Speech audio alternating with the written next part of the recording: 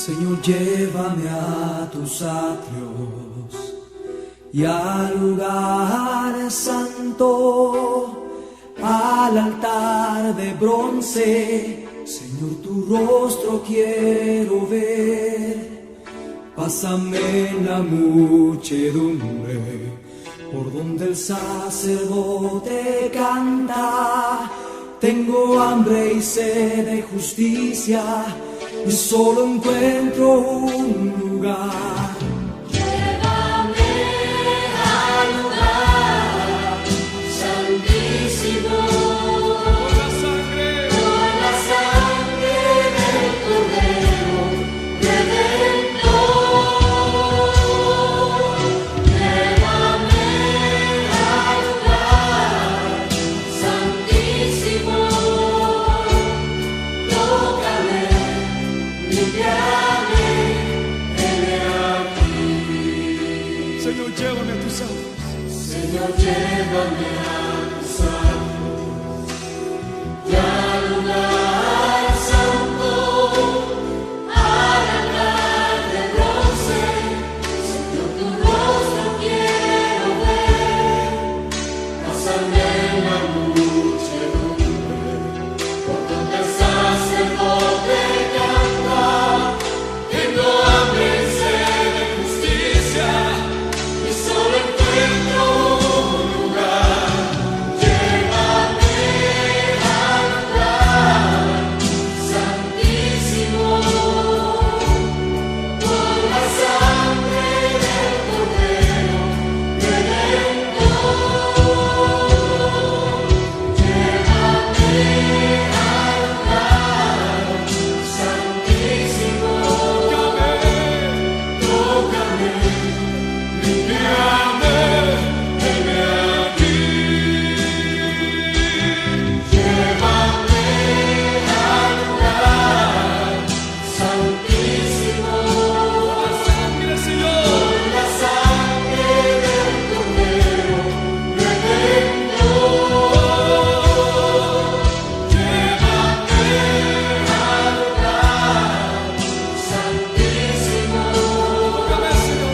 tócame, limpiame, heme aquí. Tócame, limpiame, heme aquí. Tócame, Señor. Tócame, limpiame, heme aquí. Límpiame, Señor. Tócame, limpiame, heme aquí.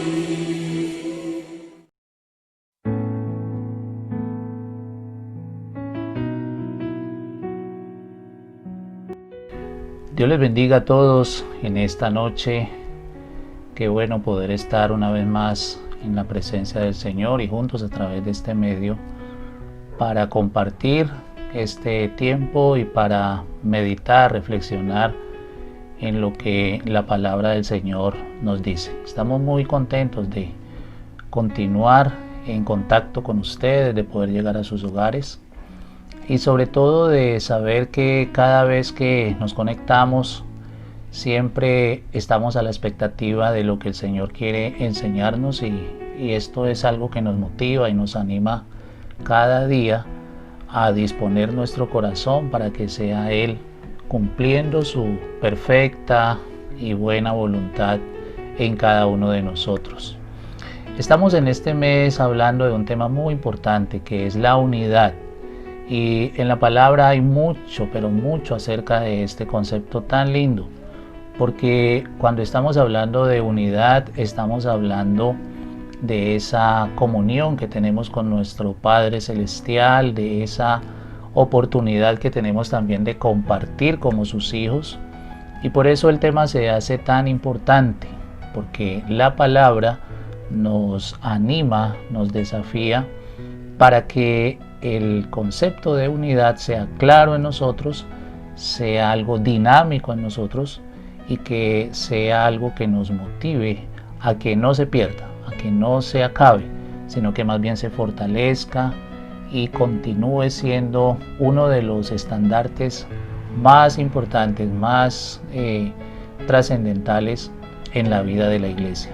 Así que hoy es una oportunidad también para que podamos ir avanzando en este proceso tan importante que tiene que ver con la comprensión de la unidad, ese principio que Dios a través de su palabra nos muestra y que anhela, porque en muchas referencias en la Escritura encontramos ese deseo del Señor, que podamos estar unidos, que podamos ser uno, que podamos estar junto a Él, que no perdamos la comunión con Él, que no perdamos la comunión entre nosotros, y eso es algo muy importante en nuestra realidad como iglesia.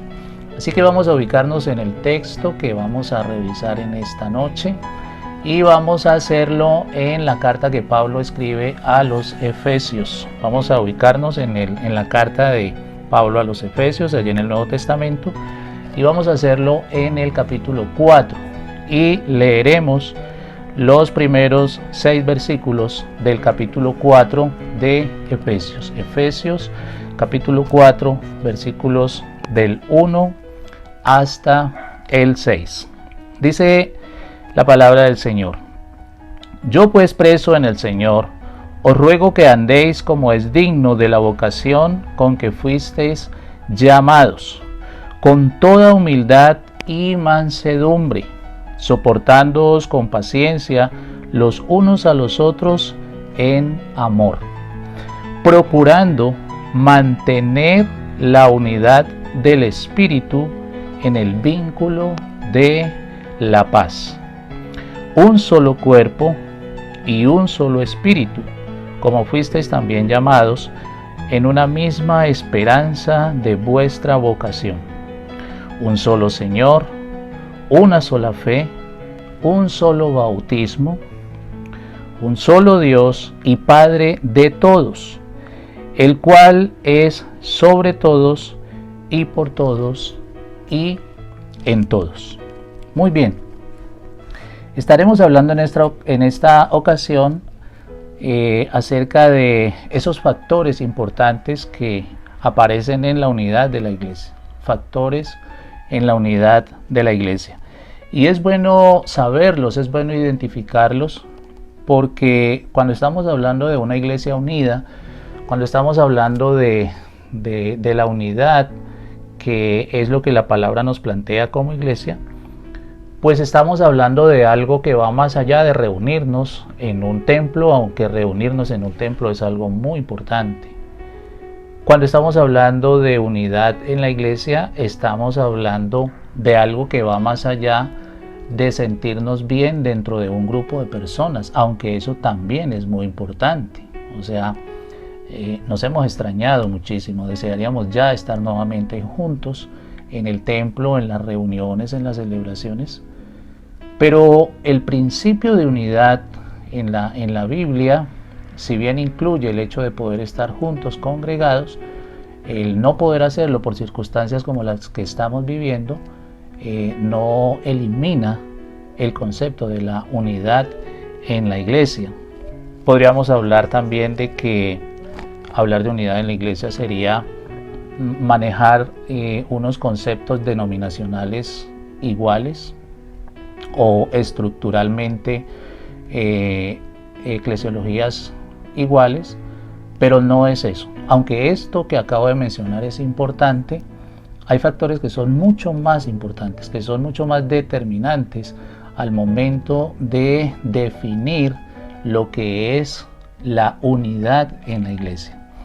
¿Y por qué razón digo esto? Porque desde la propuesta bíblica, la unidad en la iglesia tiene un elemento que es espiritual, que es determinante. De alguna forma, para explicarlo, diríamos que si bien la parte física, que si bien la parte humana, que si bien la parte geográfica, que si bien la parte estructural juega un papel importante, lo más importante que une la iglesia es el concepto espiritual. Lo más en esencia que mantiene la iglesia es la participación espiritual que involucra a todos aquellos y aquellas que más allá de un lugar geográfico conforman la Iglesia de Cristo a nivel de todo el planeta. Así que estos factores de los cuales vamos a hablar en esta ocasión tienen que ver con ese elemento espiritual, con esa participación espiritual. No nos reunimos porque nos sentimos agradados en un espacio físico. No nos reunimos solamente porque nos caen bien las personas que se encuentran con nosotros. No somos iglesia porque simplemente hay una línea doctrinal que es la que nos parece la mejor. No nos reunimos porque hacemos parte de una denominación histórica. No, somos parte de la iglesia porque hay unos factores importantes y la palabra nos muestra, solamente en este caso es una referencia, pero la palabra nos muestra que hay muchos elementos dentro del campo espiritual que nos llevan a tener un sentido claro del por qué somos uno como iglesia y por qué el principio de la unidad es importante en la iglesia. Así que cuando estamos hablando de ese concepto espiritual, lógicamente va a indicarnos a nosotros de que el fundamento para estar juntos viene de parte de nuestro Dios. De alguna forma podremos nosotros, en la medida que vamos caminando, vamos interactuando con Él, nos damos cuenta que Él es el eje principal, el eje central del por qué somos su iglesia, del por qué somos esta unidad en la cual Él manifiesta también su propósito. Y eso entonces nos lleva a entender que no participamos de una institución en la cual podríamos hacerlo de la manera que se nos antoje, de la manera que mejor nos parezca. No, la palabra nos invita, y Pablo hace referencia a esto, que dice al referirse a la iglesia, al aconsejar a la iglesia, que debemos andar como es digno de la vocación con la cual hemos sido llamados. Debemos caminar, avanzar, no de cualquier manera, sino haciendo honor a aquel a quien representamos, como lo dice en el versículo 1. Y esto nos lleva entonces a ser conscientes de que cada paso que damos, cada decisión que manejamos, tiene que aportar, tiene que enfocarse en el hecho de que esa unidad se mantenga, ese criterio de lo que Dios anhela de nosotros se mantenga y no que se diluya, no que se deteriore por nuestro comportamiento. Más bien, nuestro testimonio, nuestra realidad de vida apunta a que el concepto de unidad, de ser un cuerpo, de ser una iglesia, sea cada vez más fuerte. Por esa razón, entonces es el desafío que él hace en el versículo 2, en el cual presenta un llamado a que sea con toda humildad, con toda mansedumbre, soportándoos con paciencia los unos a los otros en amor. Esta es una responsabilidad que tenemos nosotros para guardar la unidad. No es que la unidad no la inventemos nosotros y la definamos nosotros. No, la unidad en la iglesia es un asunto dado por Dios. Dios la establece.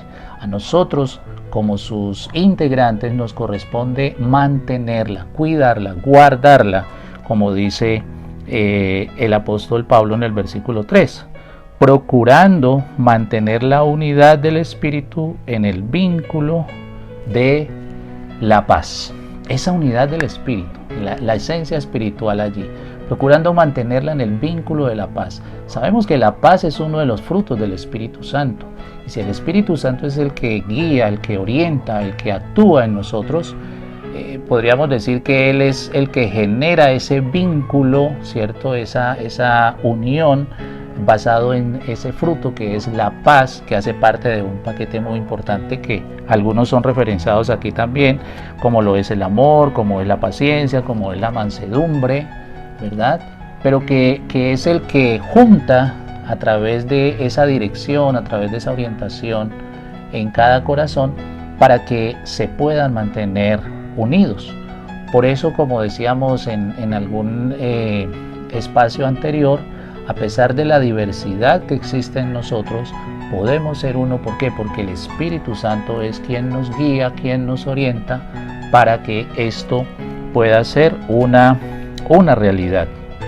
Por eso ese vínculo de la paz, ese vínculo de la manifestación del amor de Dios, de la bondad de Dios, de la razón misma del Señor, está involucrado en este proceso de guía que hace el Espíritu Santo en nuestras vidas, para que a pesar de las circunstancias, a pesar de las diferencias, a pesar de las diversas situaciones que vivimos, ese vínculo se mantenga, ese concepto de unidad no se deteriore, sino que más bien se afirme cada día. Y entonces, a partir de allí, del versículo 4 en adelante, podemos nosotros encontrar una afirmación que hace el apóstol Pablo, donde pudiéramos decir detalladamente puede exponer esos factores contundentes que son los que identifican la unidad dentro de la iglesia. El versículo 4 inicia diciendo un solo cuerpo. Es muy interesante entender que como iglesia somos un solo cuerpo. ¿Qué significa un solo cuerpo? Significa la totalidad de los creyentes, hombres y mujeres, que han decidido poner su confianza en el Señor Jesús, que han decidido entregar sus vidas bajo su gobierno, bajo su dirección en toda la tierra. Podemos decir que la iglesia es solamente el grupo que está aquí o el grupo que está allá. No, es un solo cuerpo, es una sola unidad, y lo componen todos los creyentes en Cristo Jesús. El Evangelio de Juan, el capítulo 17, en una afirmación que hace Jesús, nos da una luz, una pauta en cuanto a esto. El capítulo 17 del Evangelio de Juan, en el versículo 11, cuando Jesús está orando al Padre, ya próximo a salir de su ministerio físico, en el versículo 11, en oración allí con el Padre, expresa lo siguiente. Dice el versículo 11: ya no estoy en el mundo, pero estos están en el mundo y yo voy a ti.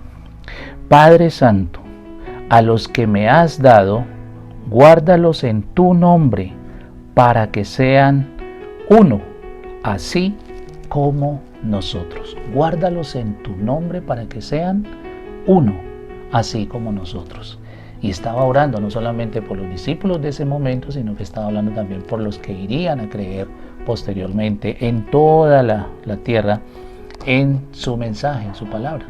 Así que es una declaración que encontramos allí en el Evangelio de cómo Jesús puede visualizar el proyecto de iglesia como un solo cuerpo, una unidad de hombres y mujeres que han puesto su fe en Él. Pero también afirma un solo espíritu, un solo espíritu.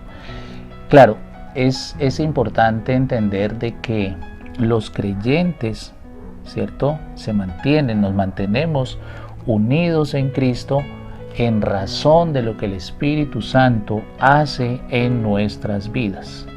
No es otro, sino solamente Él. No hay otra fuente, no hay otra razón por la cual estamos unidos, sino que es el Espíritu mismo quien guía nuestras vidas como Él anhela. Y allí mismo en el Evangelio de Juan, en el capítulo 16, encontramos cómo Jesús hace este tipo de aseveración en cuanto a lo que el Espíritu Santo viene a hacer en la vida de quienes ponemos nuestra fe en Él. Y quisiera que nos ubicáramos en el Evangelio de Juan, el capítulo 16, y si leemos a partir del versículo 8, ¿verdad?, vamos a encontrar algo importante. Dice: y cuando Él venga, o sea, refiriéndose al Espíritu Santo, cuando Él venga, convencerá al mundo de pecado, de justicia y de juicio. De pecado por cuanto no creen en mí, de justicia por cuanto voy al Padre y no me veréis más, y de juicio por cuanto el príncipe de este mundo ha sido ya juzgado. Aún tengo muchas cosas que deciros, pero ahora no las podéis sobrellevar. Versículo 13. Pero cuando venga el Espíritu de verdad, Él os guiará a toda la verdad, porque no hablará por su propia cuenta, sino que hablará todo lo que oiga y os hará saber las cosas que habrán de venir. Y escucha el versículo 14. Él me glorificará, porque tomará de lo mío y os lo hará saber. Todo lo que tiene el Padre es mío. Por eso dije que tomará de lo mío y os lo hará saber. ¿A quién más podría Jesús referirse con una participación tan directa, tan importante, tan especial, sino al Espíritu Santo? Por eso él dice, ahorita no van a entender algunas cosas, hay algunas situaciones que van a ser difíciles, pero tranquilos, yo me voy a ir, ustedes van a quedar acá, pero va a venir el Consolador, va a venir el Espíritu Santo y Él los va a guiar, les va a orientar en todo lo que tengan que ver, todo lo que tengan que saber, ¿verdad? Pero cuando venga el Espíritu de verdad, entonces van a comprender, van a tener esa posibilidad de identificar el propósito del Padre de una manera mucho más clara. Claro, el capítulo 2 del libro de los Hechos nos muestra cómo la manifestación del Espíritu Santo abre una brecha y inicia una etapa allí de participación en la iglesia hasta el día de hoy, porque el Espíritu Santo sigue siendo el que guía nuestras vidas a toda verdad, solamente el Espíritu Santo. Por eso Pablo dice, un solo Espíritu, o sea, todos tenemos esa posibilidad en Él. Pero también sigue afirmando allí en el capítulo 4 de Efesios, sigue afirmando algo bien interesante que tiene que ver con el tema de la esperanza, ¿ya? Sigue diciendo, como fuisteis llamados en una misma esperanza de vuestra vocación. Hay algo que nos une a todos los que hacemos parte de la Iglesia de Cristo y es esa esperanza en Él. Es esa realidad de caminar hacia la meta que es la plenitud en Cristo, de saber que Él es nuestro máximo ejemplo. La meta es llegar a la estatura, como llamaría Pablo, y que en ese caminar tenemos algo muy importante, y es no solamente poder experimentarlo en esta etapa de nuestra vida, sino saber que podemos llegar a su presencia para estar con Él eternamente. Eso es una vocación de nuestra esperanza que se mantiene todos los días. Esa convicción y esa certeza de que es en Él que podemos tener esa vida, y esa vida en abundancia, esa vida eterna, esa salvación importante que Él nos da, que Él nos ha otorgado, y eso hace de que tengamos una sola ruta como iglesia. Eso hace de que tengamos una sola guía, ¿cierto? Un solo mapa de acción, si pudiéramos llamarlo así. ¿Por qué? Porque Cristo es para nosotros el camino, es la verdad y es la vida. Y somos conscientes de que no podemos llegar al Padre si no es por Él. Entonces, eso genera en nuestra vida una esperanza y una convicción, una vocación, una decisión de mantenernos unidos, porque Él es nuestra meta, porque Él es nuestro objetivo. Por esa razón, poder avanzar hacia esta realidad es algo muy importante. Y Pablo lo comenta también de una manera muy especial cuando escribe a los hermanos en Colosenses, y en el capítulo 1, los versículos del 3 hasta el 5, él afirma lo siguiente, dice: siempre que oramos por vosotros damos gracias a Dios, Padre de nuestro Señor Jesucristo, pues hemos oído de vuestra fe en Cristo Jesús y del amor que tenéis a todos los santos, a causa de la esperanza que os está guardada en los cielos. Esperanza que os está guardada en los cielos. De esta esperanza ya habéis oído por la palabra verdadera del Evangelio. Esta esperanza, la esperanza que os está guardada en los cielos, es tu esperanza, es mi esperanza, y eso hace de que podamos tener una sola línea de esperanza, una sola ruta de vocación para poder acercarnos a esa plenitud de Cristo. Eso nos une también, eso es un factor que nos une. No estamos mirando qué otras posibilidades, cómo hay que complementar el asunto. No, sabemos que Él es el camino, Él es la verdad y Él es la vida. No tenemos otra ruta, Él es ese camino al Padre. Pero sigue diciendo el apóstol otro factor importante, y es en el versículo 5, un solo Señor, un solo Señor. Cristo es el Señor.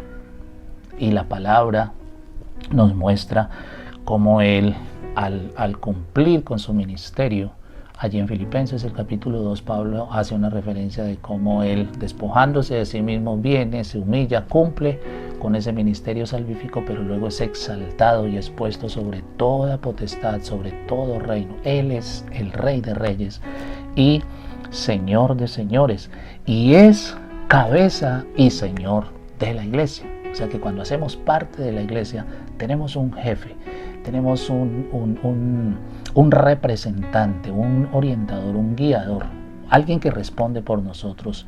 Es nuestro Señor Jesucristo, y no es nadie más. No es ni el mejor líder, ni el mejor pastor, ni el mejor predicador. No es nadie más, sino solamente Él. Por eso decimos, como dice el apóstol Pablo, nos une el hecho de que tenemos un solo Señor, que es cabeza y Señor de la iglesia. Pablo, escribiéndole a los romanos, en el capítulo 10 de la carta de Pablo a los romanos, él hace una afirmación contundente frente al señorío de Cristo en la vida de cada creyente, y lo va a decir de la siguiente manera. Romanos capítulo 10 versículo 9 dice: si confiesas con tu boca que Jesús es el Señor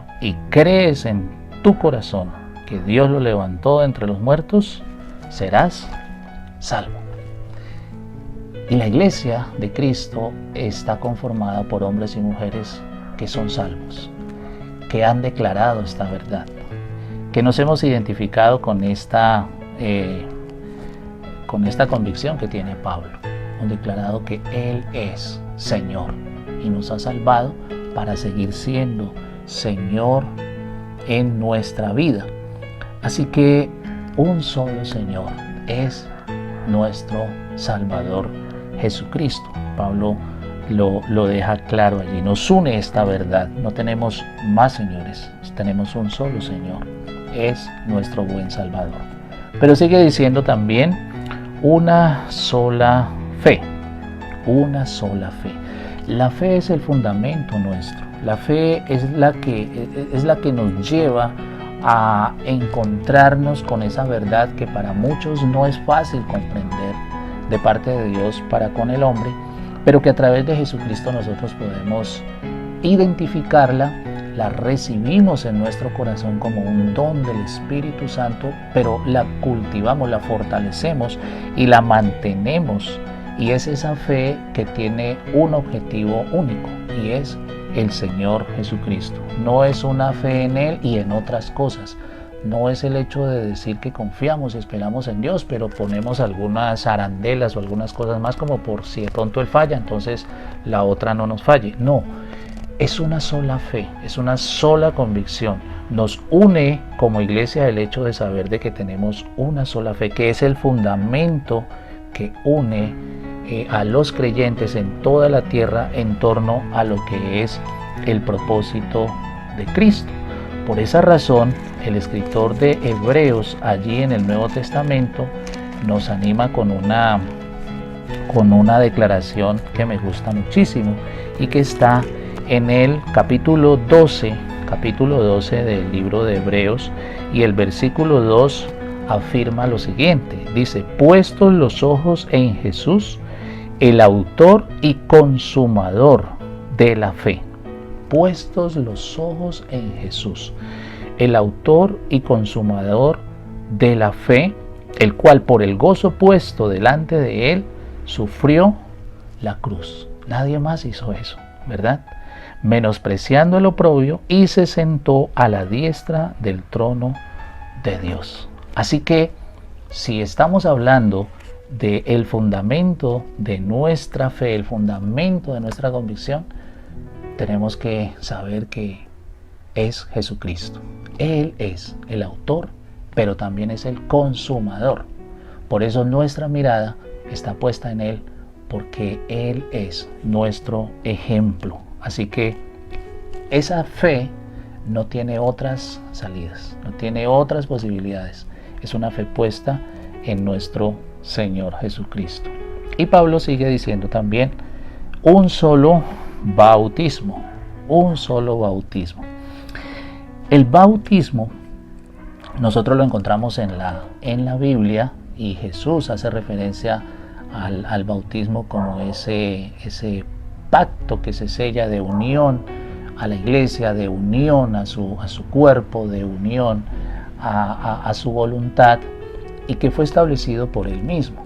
Tenemos el bautismo que llamaríamos el bautismo en agua, pero también la Biblia habla de ese bautismo espiritual, de ese bautismo que tiene que ver con la presencia del Espíritu Santo en la vida de cada persona. El término bautizar significa impregnar de. La figura más ilustrativa para esto es cuando tiñes una prenda, cuando la prenda tiene un color original, pero es metida en un recipiente con una tintura que la tiñe hasta la última de sus fibras. Ese es el concepto que nos puede ayudar para identificar el término bautizar. Así que el bautismo en agua simboliza o anuncia o declara de manera simbólica el bautismo también en el Espíritu Santo. Cómo la presencia de Dios a través de su Espíritu empieza a teñir, empieza a impregnar, empieza a ir hasta la última de sus fibras en la vida del creyente, y de esta manera entonces es transformado, es ubicado como si tuviéramos la ilustración de la prenda en un nuevo color, en una nueva expresión. Entonces tenemos una verdad, y es un solo bautismo, un solo proceso de participación de Dios en nuestra vida, y una sola verdad que es la que nos lleva a entender a través de una ceremonia que es la que hacemos en el bautismo, pero también de una permanencia en obediencia para que el Señor siga trabajando en nuestra vida de una manera importante. En la Gran Comisión, en Mateo capítulo 28, el versículo 19, Jesús hace una referencia acerca de cómo sería esta situación. En el versículo 19 del capítulo 28 de Mateo dice: por tanto, id y haced discípulos a todas las naciones, bautizándoles en el nombre del Padre, del Hijo y del Espíritu Santo, y enseñándoles que guarden todas las cosas que os he mandado. Digamos que hay allí una afirmación de lo que es el proyecto mismo de participación a los futuros creyentes, de cómo podrían disponer sus vidas de una manera voluntaria, pública, para que el Espíritu Santo de Dios pueda seguirles guiando, pueda seguirles enseñando, y poder de esta forma avanzar en ese propósito con el cual Dios los ha llamado. El Evangelio de Lucas, el capítulo 3, el capítulo 3, también hay una referencia que me parece muy interesante, y es la que hace Juan el Bautista en un momento en el cual también el tema del bautismo está allí siendo manejado. Y en el versículo 16 del capítulo 3 en Lucas, Juan afirma lo siguiente, dice: respondió Juan diciendo a todos: yo a la verdad os bautizo en agua, pero viene uno más poderoso que yo, de quien no soy digno de desatar la correa de su calzado. Él os bautizará en Espíritu Santo y fuego. Se estaba refiriendo precisamente a nuestro Salvador, nuestro Señor Jesucristo, que es quien guía nuestras vidas a través de su Espíritu, y como dice Juan en este momento, de una manera más allá de lo que nosotros podemos imaginar, y la figura que él utiliza es un Espíritu Santo y fuego, de una forma en la cual Dios obra en nuestra vida. Eso nos une también, ese es un factor determinante, eso nos identifica dentro de este glorioso cuerpo de Cristo que es la iglesia. Y termina el apóstol Pablo allí en su declaración en Efesios, en el versículo 6, diciendo: un solo Dios y Padre de todos, el cual es sobre todos y por todos y en todos. Así que está haciendo la afirmación de que hay un solo Dios y Padre de todos. La soberanía, tanto la soberanía como la paternidad de Dios, se manifiesta en relación a todos los creyentes, a todos los que hemos creído en su evangelio. Cuando estamos hablando de la soberanía de Dios, estamos hablando de reconocerlo a Él como el hacedor de todo lo que existe, como soberano sobre todas las cosas que existen. Y cuando estamos hablando de esa paternidad, es algo muy interesante y muy lindo, porque es Dios desde su soberanía, desde su majestad, se manifiesta a tu vida y a mi vida como un padre. Para algunos esto es casi imposible de comprender. De hecho, cuando Jesús viene para mostrar esta verdad, muchos tuvieron serias dificultades para comprender ese mensaje. ¿Cómo es que Dios, siendo Dios, va a venir para tratarme, para hablarme, para interactuar conmigo como si fuera un padre? No era posible.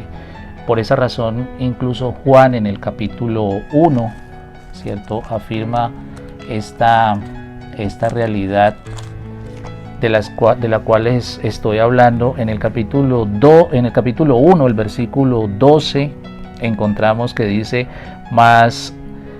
el versículo 11 y 12 dice: a lo suyo vino, pero los suyos no lo recibieron.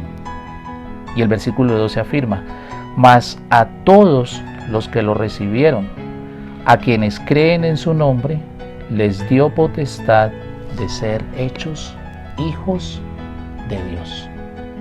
Y recuerden, una cosa es ser creación de Dios y otra muy diferente es ser hijos de Dios. Por eso, dentro de la creación, ¿cierto?, como criaturas estamos bajo esa soberanía de Dios. Somos su creación. Pero hay algo mucho más importante, mucho más especial, y es que dentro de esa soberanía de Dios tenemos la posibilidad de ser sus hijos, de poder verlo a Él no como el Dios soberano, inaccesible, por allá lejano, sino de verlo como nuestro Padre, de verlo como nuestro papá, de saber que somos sus hijos, que somos su pueblo. Y como dice el evangelista, los suyos no lo recibieron, pero a todos los que le recibieron, a los que creen en su nombre, les dio la potestad, la certificación, el registro de ser hechos hijos de Dios. Esto nos une también. Tenemos un solo Dios que es dueño de todo lo que existe, soberano sobre todo lo que existe, pero quien es también nuestro Padre, quien es también nuestro papá. Y eso nosotros lo queremos mantener siempre, porque entender esa verdad es volver al principio de Génesis 1:26, donde Él nos creó a su imagen y a su semejanza. Nos creó a su imagen y a su semejanza. Por eso nuestra vida, nuestra realidad ahora como sus hijos emerge en ese sentido, que mostremos su imagen que mostremos su realidad, su carácter, su forma de ser, que podamos en nuestra vida ser su semejanza también. Ese es el desafío que nos une al saber que Él es nuestro Padre, un solo Dios y Padre de todos. Así que son factores que nos ubican, que nos muestran la realidad y la verdad del por qué somos iglesia, qué es lo que nos une realmente como iglesia. Y dentro de este marco espiritual tenemos estas verdades que plantea el apóstol Pablo allí en Efesios 4, así como muchísimas más que podríamos encontrar en la palabra, pero que nos animan siempre para que procuremos no descuidar, no intentar deteriorar este principio tan lindo, este principio tan especial como es la unidad, en ese vínculo del Espíritu, en ese vínculo de la paz, en ese vínculo de la realidad del Señor para con cada uno de nosotros. Así que hermanos y hermanas, démosle gracias a Dios por darnos la oportunidad de ser uno, darnos la oportunidad de participar de esa unidad y que cada día estos puedan ser factores que nos lleven a permanecer, a crecer, a estabilizar cada vez más nuestra convicción en Él, porque vale la pena tenerlo en cuenta y vale la pena vivir conforme a los desafíos que su palabra nos presenta. Vamos a orar y vamos a darle gracias a Dios por su palabra en esta hora. Bendito Dios, exaltamos tu nombre, te damos tantas gracias por las verdades de tu palabra. Hay tanto, Señor, para hablar de este tema y nos deleitamos en poder revisar textos, en poder meditar, Señor, en las verdades de tu palabra. Cómo nos alienta a saber, Señor, que hay factores determinantes que van más allá de lo físico, que van más allá de lo geográfico, que van más allá, Señor, de lo humano, que tienen que ver con tu presencia, que tienen que ver con lo espiritual, que es lo que fortalece nuestra unidad en ti, Señor. Padre bendito, ayúdanos para que ese desafío que presentaba Pablo allí, pero que es un desafío también para nosotros, de vivir conforme a lo que somos, de no vivir de cualquier manera, sino de vivir dignamente, de acuerdo a la vocación con la cual hemos sido llamados, siendo humildes, teniendo mansedumbre, soportándonos unos a otros, manteniendo el vínculo y la unidad en el Espíritu a través de sus frutos, que podamos entender de que no estamos divididos, de que no estamos seccionados, que somos una sola iglesia, que somos un solo cuerpo, que si bien estamos ubicados geográficamente en algunos espacios, pero que somos uno a través de todo el planeta en una sola fe, un solo Señor, una sola fe, una sola convicción, un solo Dios, un solo Espíritu, un solo bautismo, una sola ruta, Señor.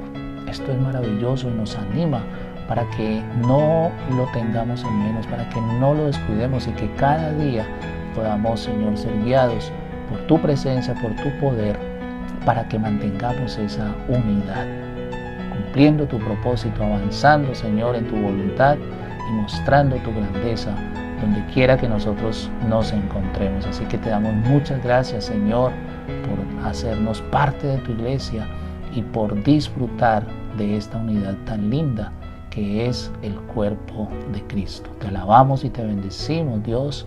Te damos la honra y la gloria hoy y siempre en el nombre de Cristo Jesús. Amén, Señor. Amén.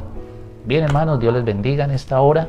Nos veremos también en la próxima ocasión para disfrutar de este tiempo y para seguir siendo guiados por la luz de su palabra cada oportunidad que Él nos dé.